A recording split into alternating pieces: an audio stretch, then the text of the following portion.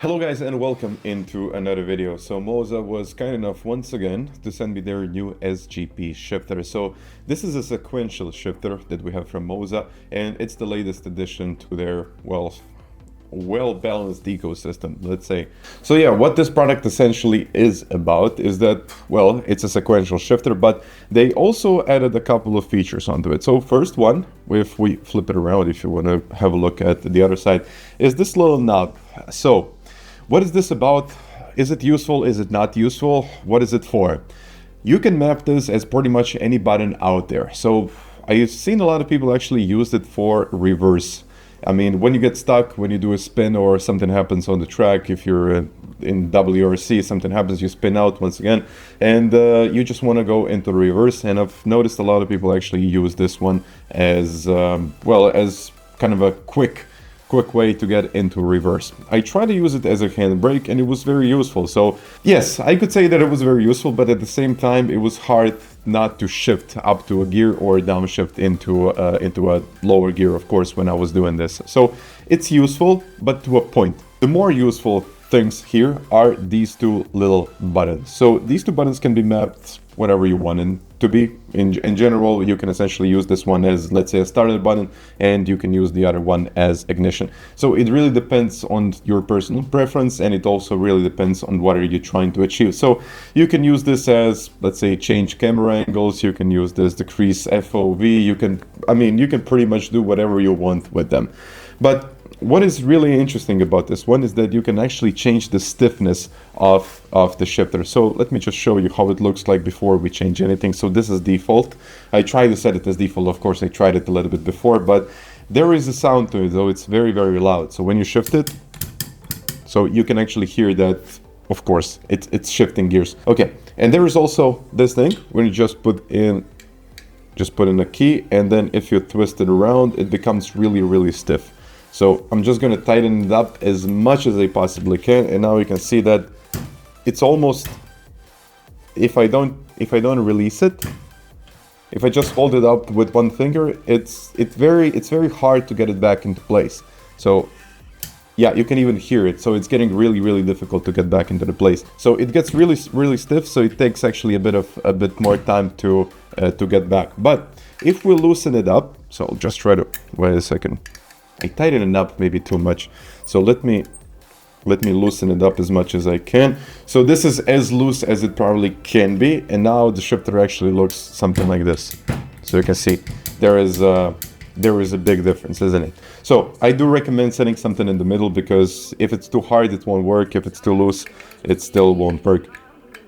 And yes, I definitely do recommend setting it somewhere into the middle. I think I got the best feedback, and it also got the best feeling when I was driving it.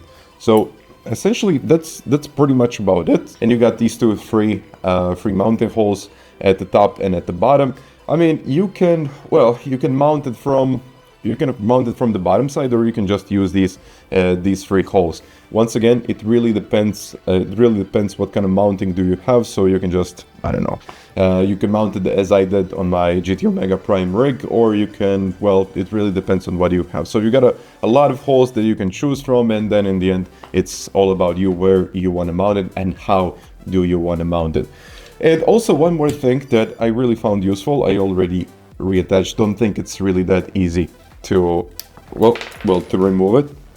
So if we just remove these two screws, wait a second, a little bit of help, and there we go. So if you want to change something like this, so if you want to change the height of this, you can just change it as it is. You know what? Yeah, it easily goes up.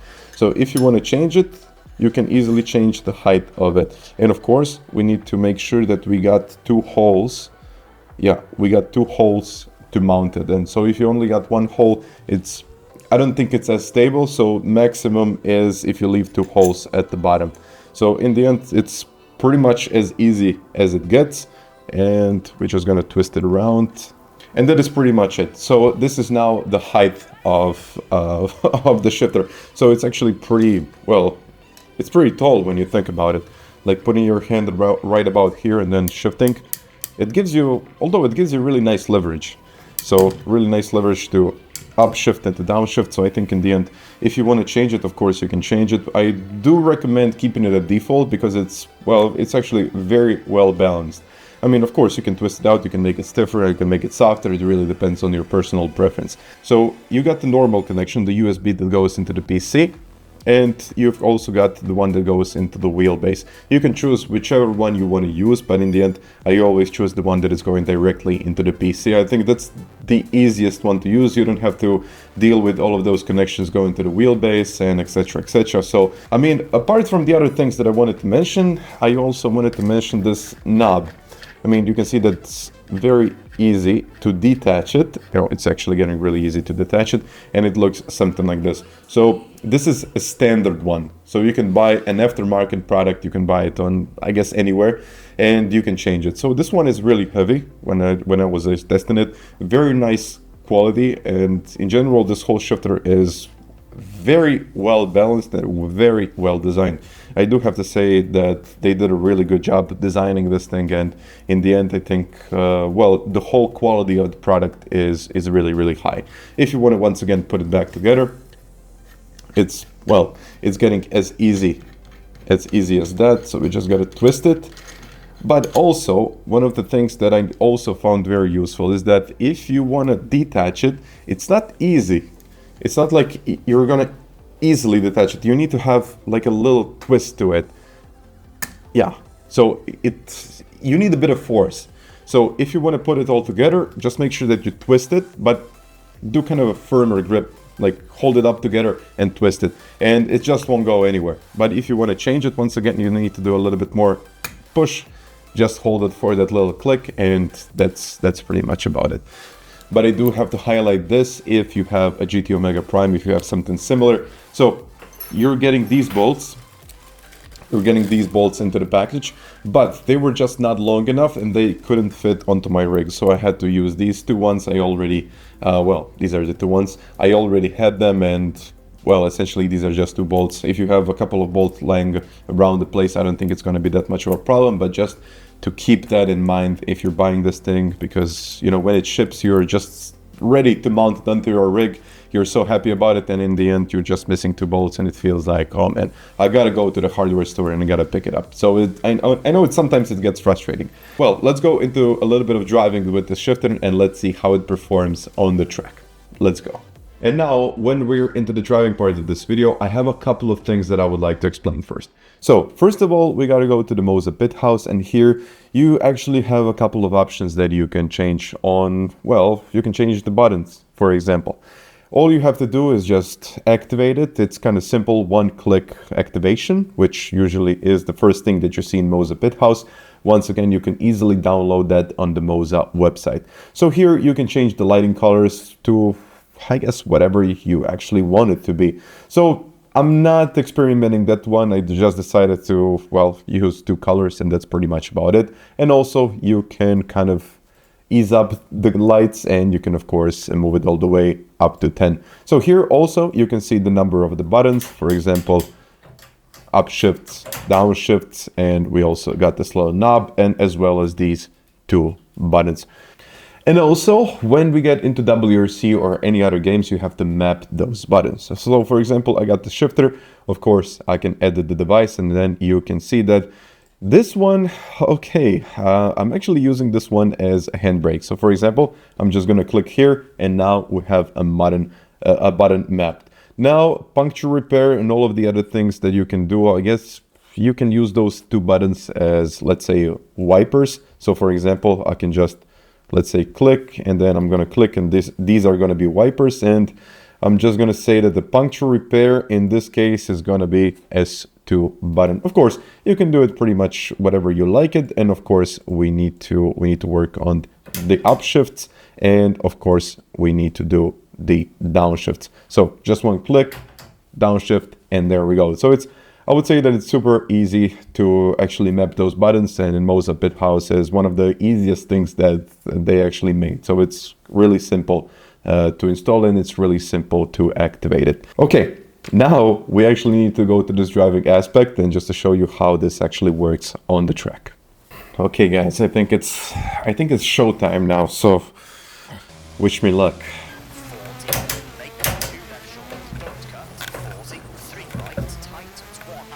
Okay. Not an easy rally that I picked. I could have picked something a little bit easier than this one. But also probably it wouldn't be fun, so I guess it's gonna be okay. Whoa. Heavy downshifts to keep the car in line.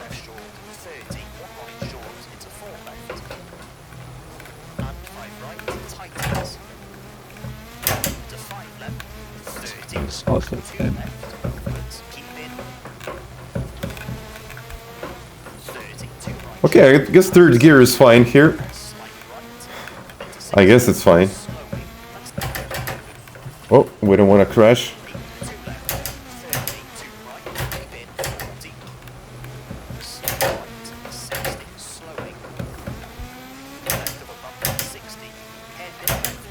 Hairpin. Well, where is it? Where is the hairpin? I guess it's here. Nice.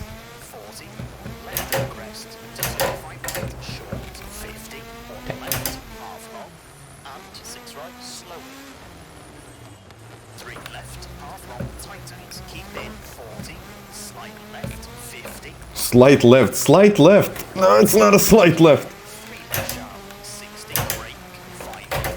Brake 5 left.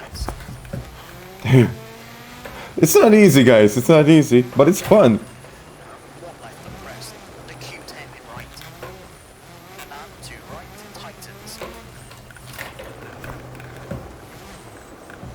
And this hybrid, I never thought this was gonna be a powerful car. Like, I don't know how they do it in real life, but this is madness if you do it like this.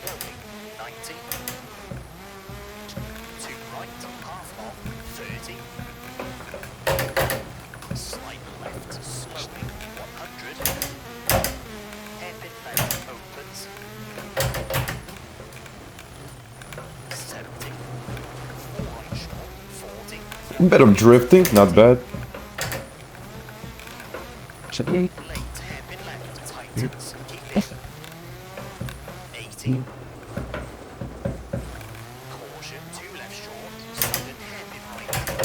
Whoa, let's not lose it, let's not lose it.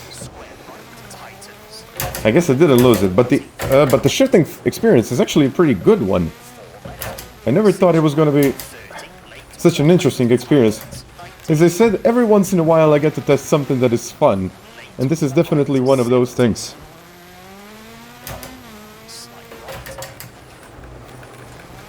No, not now, not now. Finish. Ah. 8 minute 27. Honestly, I would say one of the hardest things that I've ever done in rally driving. There we go, guys. Very, very interesting experience in the end. I do have to say I love the shifter. It's actually really good. So yeah, this is one of the... In the end, I can say that this is one of the things that I would definitely recommend. It's one of the things that, as I said before, every once in a while I get something cool to test, and this is one of those things. It has everything you need. It has like a little handbrake that you can use. You can also use it as a different button. It has 2 of the other buttons that you can map either way around. It's usually actually good for camera and some other things if you want to try, let's say, wipers or whatever you want to map it to. So you can pretty much map it to anything. It's $130 US, which is probably the best thing out of all of that. I've seen a couple of similar products from the competition, and they're usually around 200, 250. So I would say that this is absolutely a steal. So guys, you can of course go check it out. It's going to be down in the description. Of course, my article on the website. And yeah, that's pretty much about it. So if you liked the video, please let me know down in the comments. And also, if you found this useful, you can also click that subscribe or maybe like button. So that's pretty much about it. So once again, thank you very much for watching this video. I hope it was okay. And until the next time, bye.